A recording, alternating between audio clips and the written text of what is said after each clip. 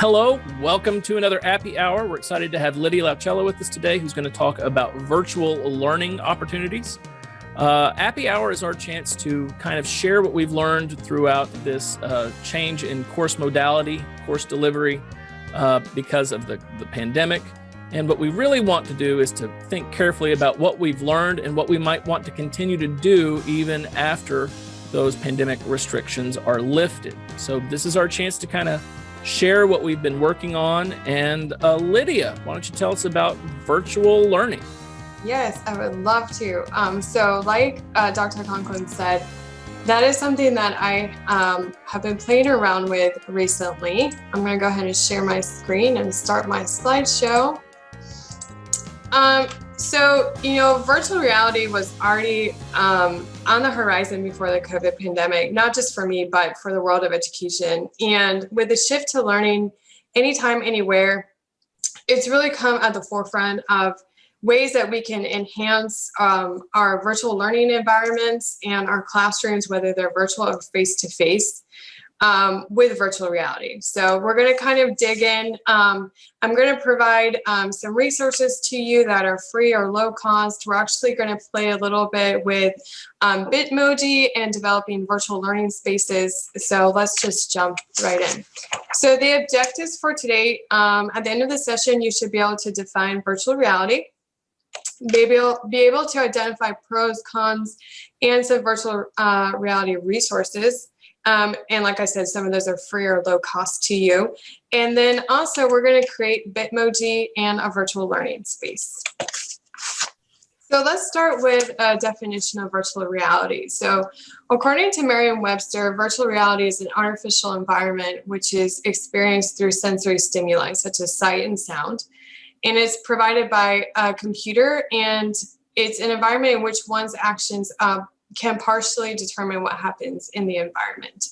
But when we think about virtual reality, it's important to think about the different levels of interactivity that we have in different environments. So we have non-immersive VR experiences, which would be considered like a computer-generated environment that allows the user to be in control of their physical environment. So we think often of video games, but in that realm, there are a lot of developments. I just saw that they have a new controller for PlayStation now that's even more immersive than it has been in the past. So that is a quickly changing field. But when we think of non-immersive, we typically think of like a video game, Mario Kart, you're just playing the game and you have full control of your physical environment. A semi-immersive experience would be a partially virtual environment that creates a perception of reality wherein the user can still remain connected to their surroundings. So this would be like 3D graphics that are typically created by high-resolution displays or projectors, simulators, or also, in other cases, powerful computers. And then finally, we talk about fully immersive experiences. So these are the more realistic simulations that you'll see. It utilizes sight and sound and usually requires additional equipment such as goggles or a head mount display.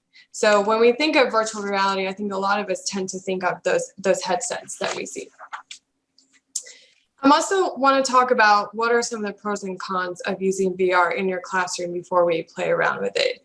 And we're going to get a little bit into some literature and some scholarship on it. So promoting using VR in your classroom actually promotes active learning because it provides a first-person view of the content, and learning can happen through interaction and immersion in the learning experience.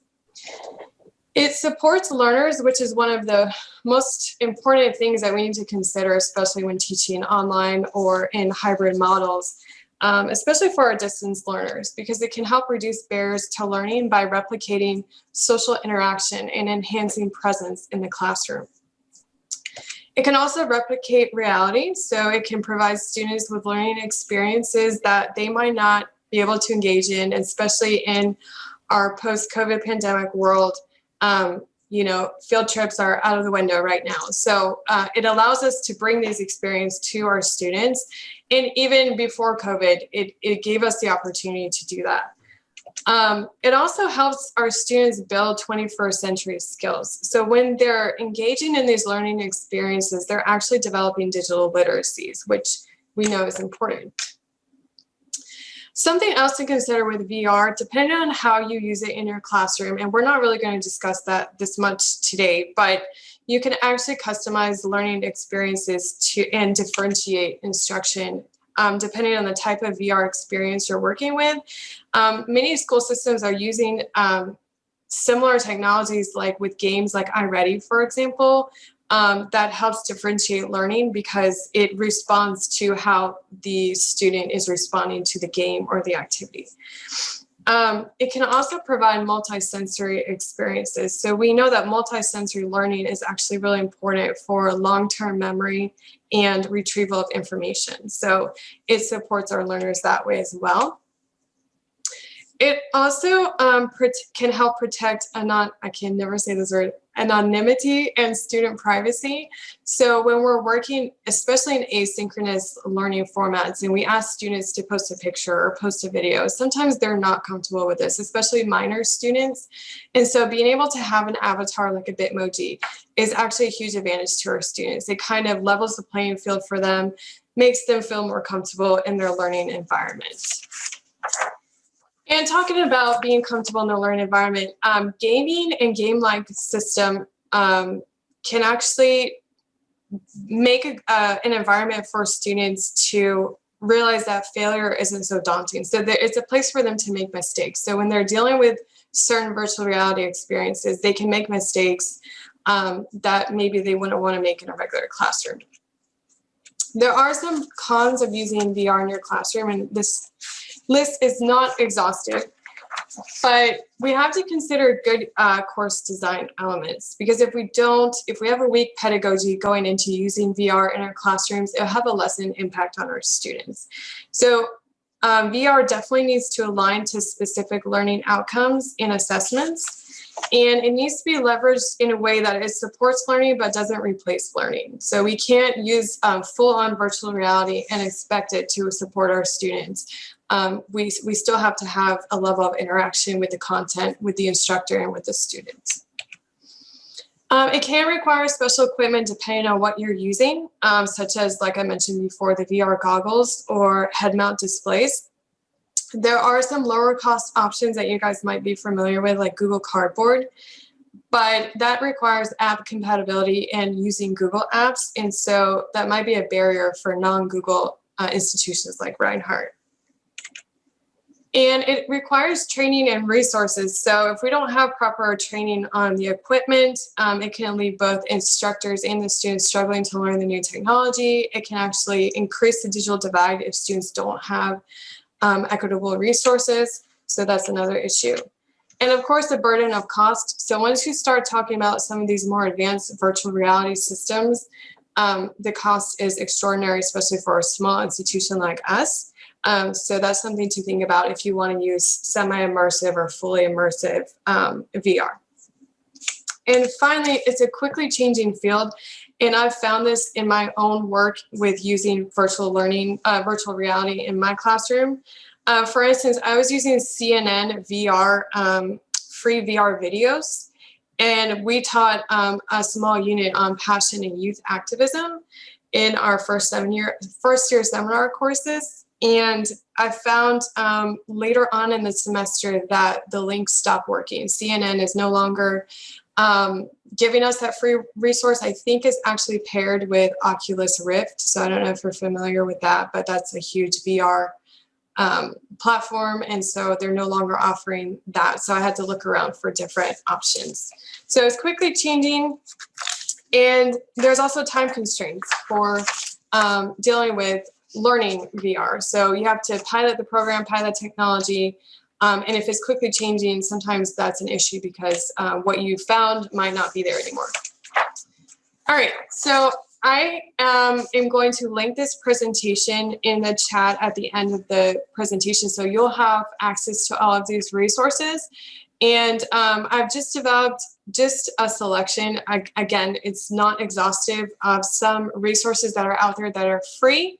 and feel free to pick and choose from these. I've also provided some additional information where you can find more information. And I also did like a very brief lit review for some scholarly articles on using VR in the classroom. So I'm actually going to go to my browser. I'm going to exit out instead of having to click back and forth, since I have these tabs already open. So I'm just going to give you a brief overview of some of these resources. With 360 videos, y'all are probably familiar with those now, but YouTube 360 has some great resources. They're still developing. I mean, it's not a wonderful selection. You can't just Google whatever you want and find it, or search in YouTube and find whatever you want in 360, but it has a pretty cool selection, and you can definitely get creative with how you're using them.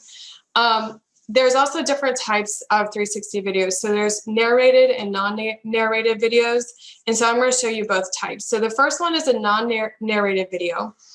And it's really cool because you could use something like this if you're teaching students about mindfulness in a psychology class, or if you're teaching geography, or if you're teaching students how to respond creatively to a prompt or to something that they see. This would be a great video for that. So I'm just going to demonstrate, not the entire video, just a clip.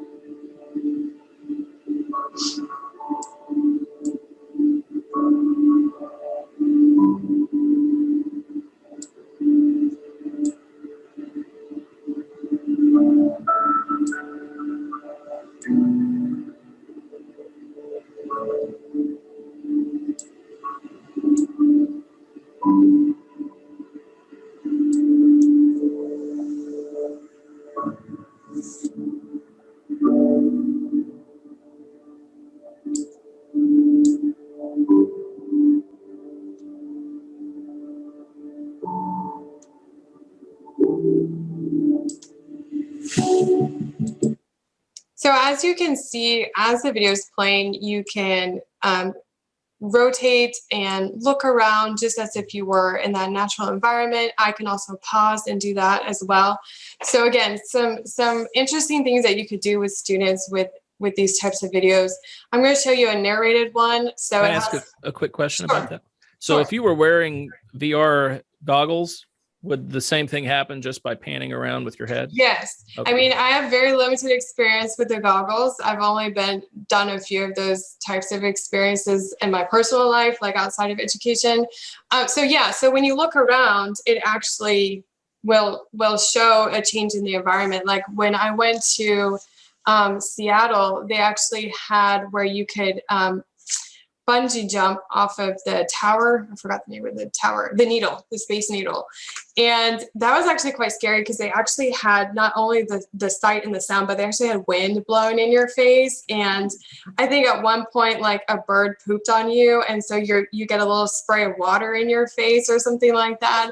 It was interesting experience. And so, but as you look around, you're looking down at different things. You can look up at the airplane. It's a really neat experience to see. But so that's like a fully immersive experience. And this is not, obviously. But so I wanted to show you a narrated video. That would be good. This one probably would be good for younger students, but you can still use it in the classroom.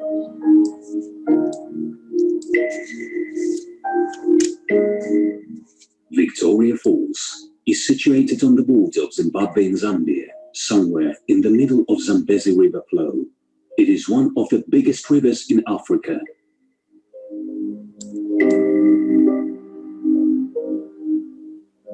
On the right bank of Victoria, the height of the waterfall is 80 meters. In the center, it is 108 meters. That is why it is the only waterfall in the world that is more than 100 meters high and over 1 kilometer wide at the same time.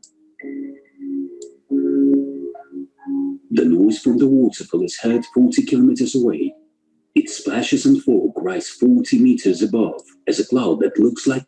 So as you can see, these are just two brief examples of how 360-degree videos are fun, they're engaging. I mean, when I was working on this the last few days, I was just going through video after video and just learning new things and exploring new things. It was a lot of fun. And speaking about going down rabbit hole, it's definitely something that once you start playing with, you just start getting new ideas of how you can engage your students in the classroom. A couple other free resources that are on that slide is 360 Cities. So let me show you. You can actually grab a map of the United States from this website, of the world.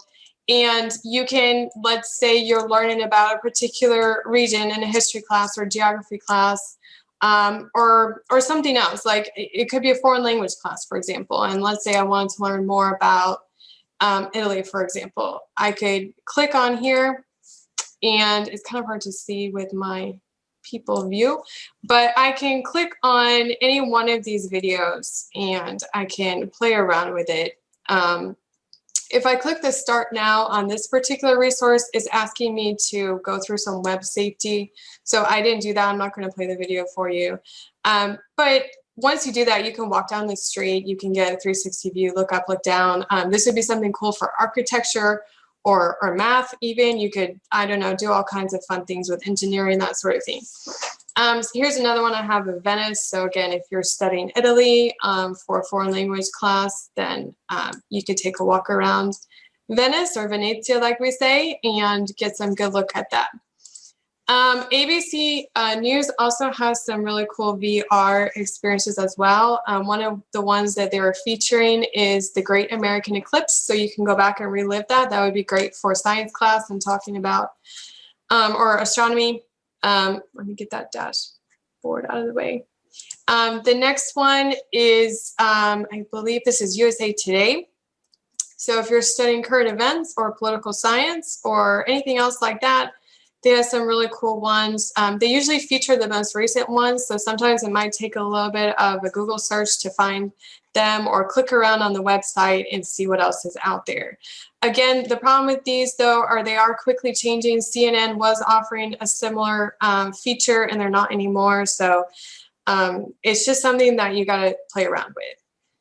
And I know this resource says field trips for kids, but I think it's a great starting point just to see what's out there in terms of additional types of VR field trips. And we're going to talk about that in just a minute. But virtual field trips are another fantastic way to bring the resources into the classroom.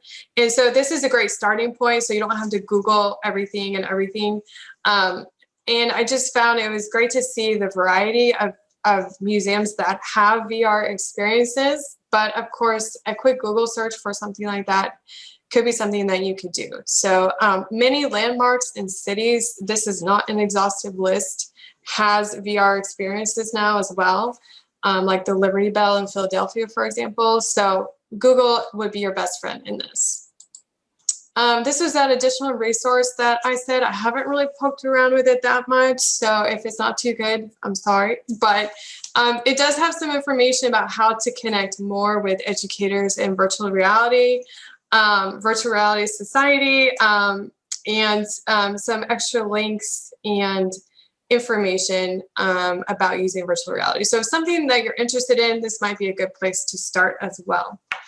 And then finally, like I said, I did just a very brief lit review. Again, this is not exhaustive by any means. I tried to pick and choose some more recent information about how VR is being used in the classroom and that sort of thing. So if you're interested in learning more, there's some information here as well. All right, let me go back to my PowerPoint. And I have to move this back out of the way. Okay. All right, so I wanted to talk again about some free or low-cost ideas for using VR in your classroom. So just to review what I already talked about, exploring VR videos. So again, so many ways that you could use that creatively in your classroom. Like I mentioned before, in our first year seminar course, we actually watched the Black Lives Matter protest and the Munich protest and kind of compared the two of them to talk about passion and youth activism. So I mean, the world is your oyster, really, when it comes to using these in the classroom. Like I mentioned before, virtual museums. And an additional one that I added was Guggenheim has something called the Mind's Eye virtual tours. It seems like some really interesting things. So if you want to click and find more about that, that link is there for you as well. And also virtual field trips. So it doesn't just have to combine like what we typically think about virtual reality, like immersive technology, but we've designed in both my first year seminar and in my EDU 164 virtual field trips because we had to replicate in-person learning and in-person experiences in the virtual format. So what we did in my EDU 164 class is we were collaborating with Crabapple Middle School's AVID program, which is a program that prepares students for college in middle school. And we had the Reinhardt students create a choice board for our middle school students to learn more about certain aspects of Reinhardt. So the middle school students were able to engage virtually on the choice board, sent us a list of questions that they had about the videos. And then our Reinhardt students were able to answer those videos in a Flipgrid. And so it replicated the mentoring experiences that we didn't get to have face-to-face, especially because we were dealing with minors. So we couldn't have minors on Team or Zoom. We would need permission from all the parents involved, and that would have been an enormous process. So doing it this way, we're able to replicate those experiences that otherwise we wouldn't be able to do. And those kids and my kids would be missing out on that. And the second suggestion I have would be designing virtual meeting spaces. And so we talked about engaging in different types of experiences. You can also create virtual spaces. Again, we're trying to bridge the gap between the online classroom and the actual classroom, especially if we continue to teach, asynchronous or hybrid classes. So something that's really big right now in lower ed are virtual classrooms, and they use Bitmojis to design a classroom space that looks very similar to what their classroom would actually look like. And there is some criticism about their use if you look at some of the literature, but overall, many educators feel like it's a way to help develop a sense of belonging for our distance learners. And it also is a way to increase presence. So, and we're going to talk about that in just a minute. But as I was thinking about this, I really was thinking about how could we design higher education virtual learning spaces? Because if you look at the ones for lower ed, they're definitely, centered for younger learners that work within our LMS, so within Canvas, that can bring a little more personalization to the online learning environment. Because I don't know about you, but Canvas to me is still pretty ugly. Like I'm not a big fan of Canvas in some regards. Canvas is great, but it's ugly. It's not extremely interactive. And so creating a virtual classroom within Canvas would be an extra way to personalize your curriculum. And then virtual lounges is another really cool thing I came across as well. That's been around for a while, actually, for more than 10 years. But we have Canvas groups, so that's a virtual lounge. We have Canvas chat rooms, which I've also used before. But you can also create other virtual spaces like a virtual classroom with a shared document, like Google or PowerPoint or any type of shared document. You can do like an arcade of links to educational games or supplementary material. You can create information desks, maybe that links to the library website or open source material, a gift shop where students can buy materials, a place where students can post questions. So you can really make it like a much more interactive space for your students who are probably most likely not clicking around your Canvas page trying to learn more about you with your little links that you have. One instructor that I kind of thought a lot about Dr. Katrina Smith with her work in Discord, because she created a virtual community in Discord. And so that's kind of the same concept. You're building community in a different way, right? Okay, so we're going to talk about creating Bitmojis. And so if you already have a Bitmoji account, bear with me, but we're going to discuss how you create one. It's pretty easy and straightforward. The only things that you really need is you're going to need a Google Chrome browser. You're going to need a smart device, so preferably your phone where you can download the app. And then you're going to have to add it as an extension to Chrome. So I'm going to walk you through all of that. I will preface, once you start playing with Bitmoji, it's one of those things that you'll play with for the next like 2 hours. And so we're not going to have time to like really develop out your Bitmoji today, because I'm sure you're going to want to go back and play around with it. So I'll just walk you through how to do it. So what you're going to do is go ahead and grab your phone, and in your Play Store or your App Store, depending on what kind of device you have, you're just going to look up Bitmoji. And I'll show you what the little icon looks like. It should look like this. It should be green, and it says Bitmoji. And you'll want to go ahead and download that. And it is free to use, and I haven't had any issue with it. If you do, let me know, and I can walk you through it at another time. But hopefully you won't have any issues with it. All right, so once you download Bitmoji, it's going to ask you to take a selfie. It's going to ask you to design yourself, and that's why you probably will not be playing with it too much while we speak. You might want to make yourself look nice and pretty for your selfie, so it looks like you. So that's Bitmoji, and Bitmoji is just an avatar, basically, if you want to think about it that way. I have included the link in the PowerPoint of how to add it to Chrome. I've sent the actual live link to that. I'll walk you through that. You're just going to follow that link, and once you've downloaded Bitmoji, you just add it to Chrome as an extension, just like with Tamper Monkey. All right, and mine is here. If you have Snapchat, which I do not, but if you have Snapchat, you can actually log in directly to Bitmoji that way as well. Or you can use your Gmail login. I've used my Reinhardt login actually, and I'm going to go ahead and log in. And now that I've logged in, it's going to show up after I pin it on my extension. I have already created my avatar. So you have to create your avatar first in your app in order for it to translate to your Google extension.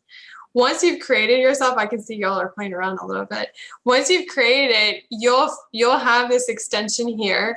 And like I said, it's being used everywhere in lower ed right now, and probably all over social media. You guys have probably seen it before. It's nothing new, hopefully. And if it is, it's, you know, it's a lot of fun.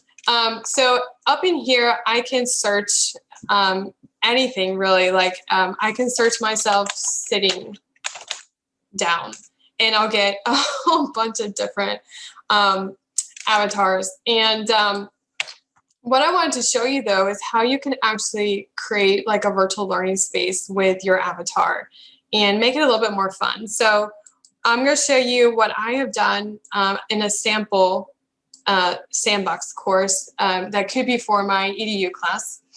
And so I'll show you what my EDU class looks like right now and why I don't think it's very pretty. So this is my EDU homepage. I tried to make it look as pretty as I could. I could have added more stuff, but like I've added hyperlinks to some images. I'm pretty sure, unless I go back and look at my access reports, students probably haven't clicked to see where those links go. They probably didn't even know there was a link there. They probably just saw a nice picture and that was it.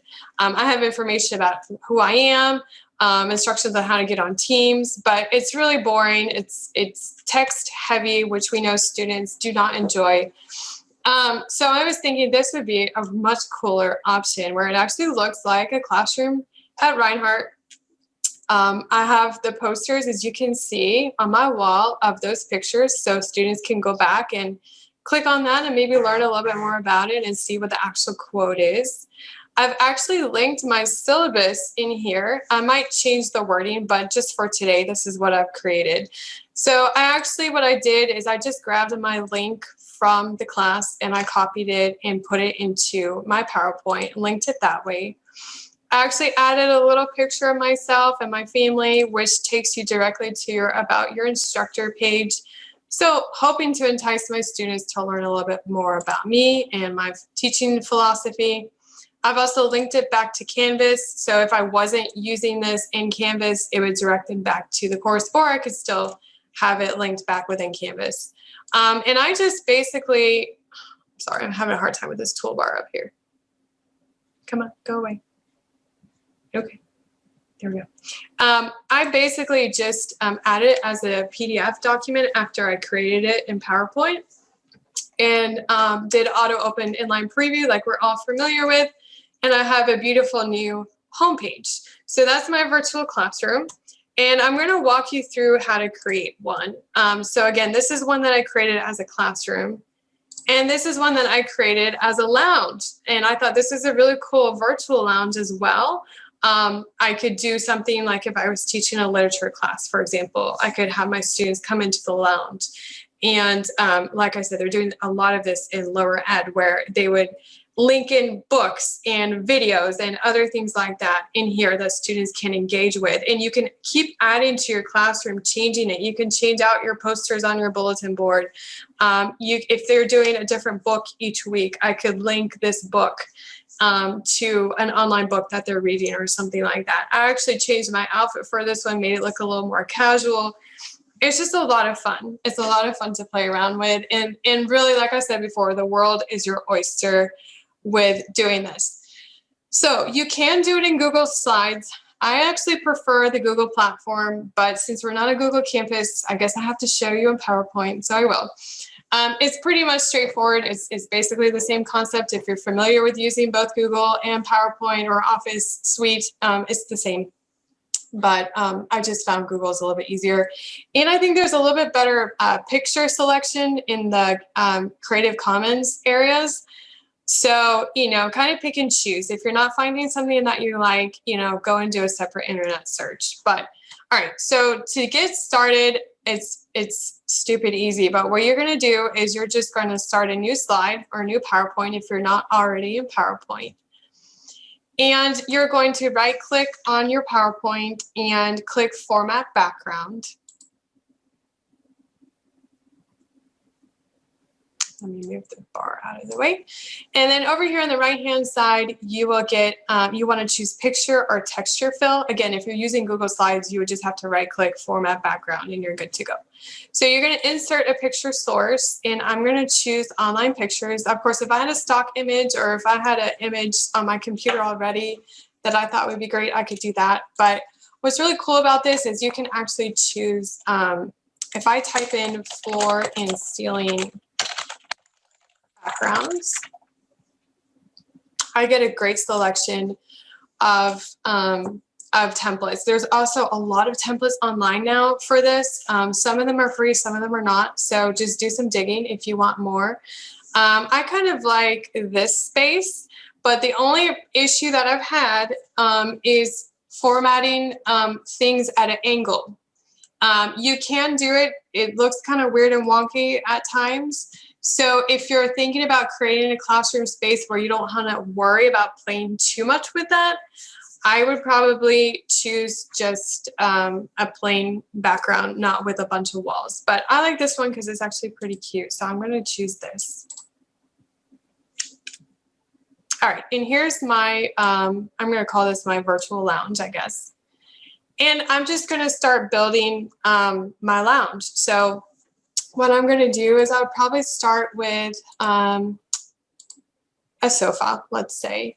And I found just by playing with this that it helps to say sofa, no background, because otherwise I'm going to get some backgrounds that I don't want in my area, right? I don't want a white background against my brick wall.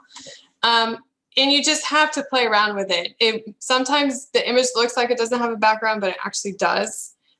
So if it doesn't work for you, you might want to choose a different image, or you might want to go search on Google or some other open source imaging site. All right, so here I have my little sofa, and I'm actually going to delete this. I don't need this because it is a Creative Commons license, so you don't need to worry about that. Make it a little bit bigger so it looks a little more realistic. And I can come back over here. I'm already formatting my picture, and I can add a shadow so it looks a little more realistic. All right. And then I'm going to go back over to my Bitmoji and go to my plugin. And I want to find a picture, an instance of me sitting. So here I have one already. And you have to right click on it in order to copy it. And then I can paste it directly into my lounge. So here I am. I might want to position myself and again, add a shadow. Might want to make myself a little bit smaller. I'm kind of big for that sofa. And there you go. So here I'm just playing around. And let's say that I wanted to add a table.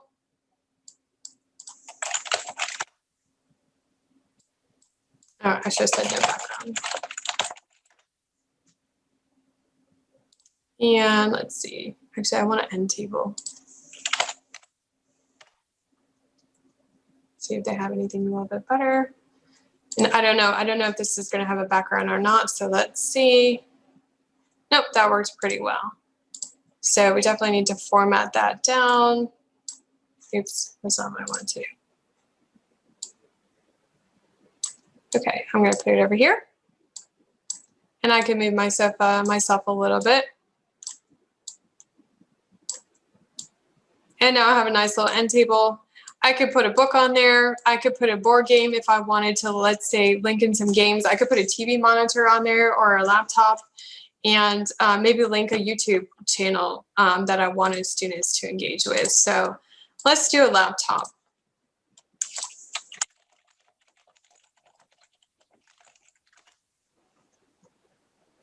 This one I think worked well for me last time.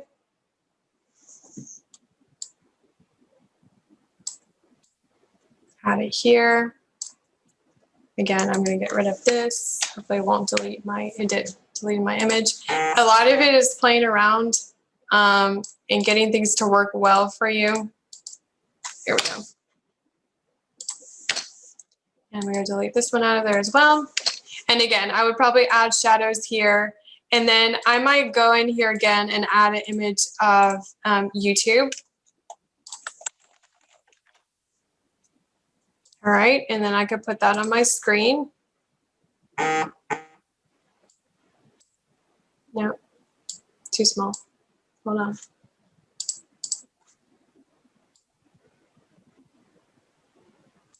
Here we go. And you're just going to want to, a lot of it is formatting and playing around with it. And again, that's one of those things that you could get into a rabbit hole. Like I spent like 2 hours just playing with stuff yesterday. You can definitely design it a lot faster than that, but it's a lot of fun once you start tinkering with it. So I'm going to try to format the best I can, get rid of that. And then if I wanted to, let's say, go to, I wanted to link to Reinhardt's little channel. I'm going to go ahead and grab that link and put it into my PowerPoint. Again, this is where Google is much more efficient in terms of inserting links. In there, I have a link where students can go check out the channel. So I can keep just playing and playing and building out depending on what it is that I want students to have in this virtual space. So if I wanted to link it back to Canvas, I could. If I wanted to link it to additional material, I could put a bookshelf on there and put books or textbooks, the links of where to buy the textbook. Like I said, the world is your oyster, and it's really easy to put it into Canvas as your homepage. You just save it as a PDF when you're done and upload it into Canvas. So that's all I have for you. I hope you learned something, and I hope you have some fun playing around with it too. And Are there any questions? The links still work in the PDF version? Yes, they do. Cool. They do. And so you can see that if I go back to my, this bar is killing me up here. If I go back to my, no, that's not what I wanted to do. Sorry. I'm going to wait for this bar to get out of my way. Okay. If I go back to my EDU class that I created, this is a PDF file, and I can just click and it takes me to my syllabus or my homepage. So I actually grabbed the links from Canvas. Obviously, the students are going to want to be logged into their computer when they do this, or actually have access to Canvas. But other than that, there's really no barriers to using it at all. So it's pretty fun. Do you guys have any questions? So this would be a great way to make a virtual lab. Yes. Yes. You with can our own equipment. Yes. Oh, that's Yeah. what I want to show you guys too. 3D models. But yeah, you could put like little beakers in there and click to like a YouTube video before they do their lab experiment, that kind of stuff, simulations. I mean, really, it's the hardest part I had with creating it is, and why it took me so long, is finding those stock images that don't have a background. That really was my greatest difficulty. And if I had searched around more on the internet, then I probably would have had that issue. And again, like with Google, I find it's easier to use it. There's better selection of those types of images than there are in PowerPoint. That was really my only constraint. The other constraint was trying to put things at an angle, like I said.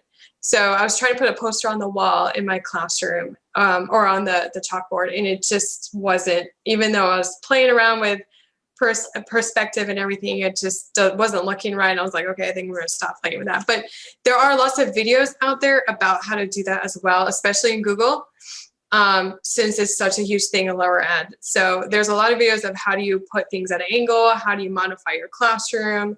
So it's definitely, there's definitely lots of resources out there if you want to find out more about it. Yeah, I did want to show you one cool thing that I actually just discovered before, right before our meeting today, was 3D models in Word. So if you go to Insert tab, thank you, and click on 3D models, they actually have some stock 3D models that are animated. So for example, I don't know. Let's see what's in biology. I don't know if these are animated. I know these three are. Let's see if these are animated. The ones that have the motion are animated. So I could click, let's say I'm going to click on the heart. Insert.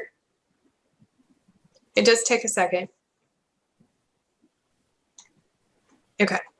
So I was just playing around with this one earlier, but it's actually really neat because I think I was clicking on it and you can actually get, oh, up here at the top. There's different, okay. How did I get back? Hold on. How did I get back to that? My computer's frozen. I'm not sure where the option went, but there was an option where you could actually see, like break apart the model and see different parts of the model. I'm not sure how I got to that. Right now I'm just playing with a cell. Yeah, there we go. So now I could actually, like, students could come in here and let's say like label this or label that, and then like actually see it animated, which I thought was so cool. I mean, it's a pretty rudimentary model, and depending on what you're teaching, but again, it's an additional way that students can engage with material, even if it's something that you put on like a PowerPoint and you show it to them briefly. I thought it was pretty neat. You don't have to rely on a YouTube video. You can pull up your 3D model in Word. And so I'm not sure what the selection is. Like I said, I just discovered it.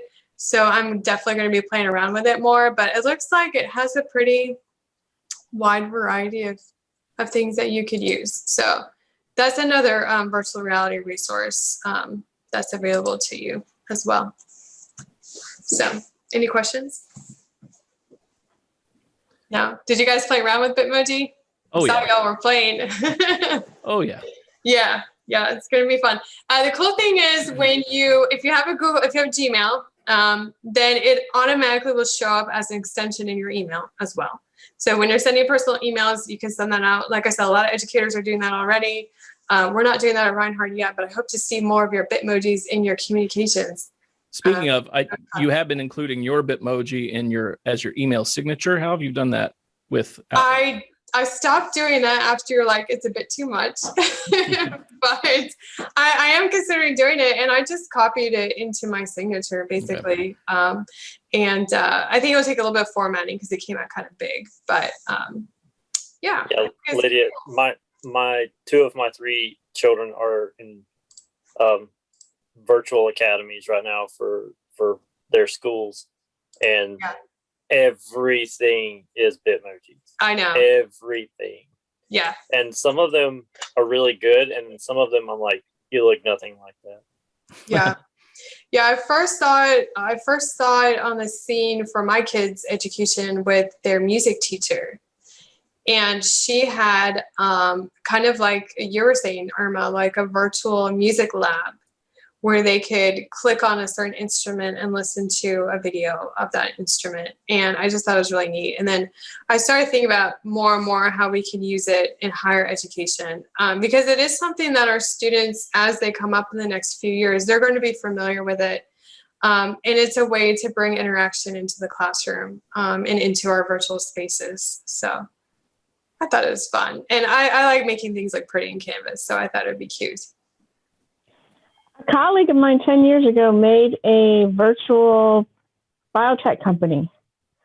It's all what was available 10 years ago. Can you imagine what we can do now? Because I go there now and it's pretty dated, but how cool that would be for students to actually get the experience of, working in a biotech laboratory, which is what they did it for. I mean, if you start poking around and seeing what research is out there and what institutions are doing, it's amazing. And I've just barely covered the topic. There's not enough time to cover it today. There's just so many innovations happening, especially in the STEM fields.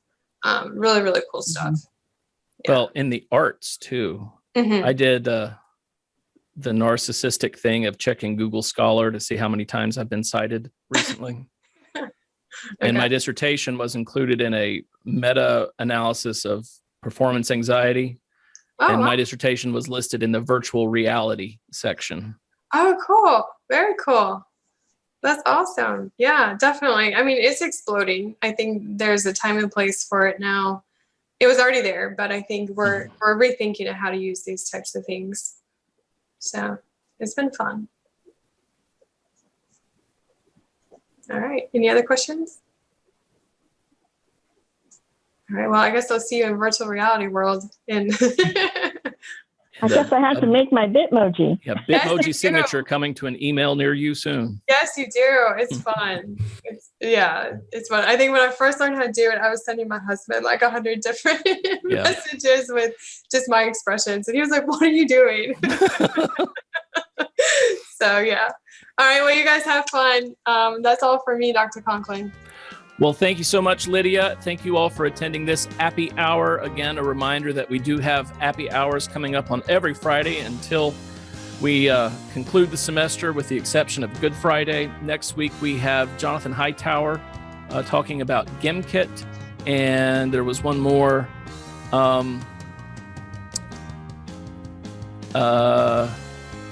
Terry Hancock from Creekview High School, going to be talking about Nearpod. So we hope to see you again next week. I'd really like to start that interface with our secondary educators in the area. So I'm hoping we can get a good turnout of Reinhardt professors, that they can bring a good turnout of Cherokee teachers, and we can expand this community just a little bit. Sounds good. I look forward to it. Thanks, everyone. Have a good night. Have a great weekend. Bye-bye. Bye-bye.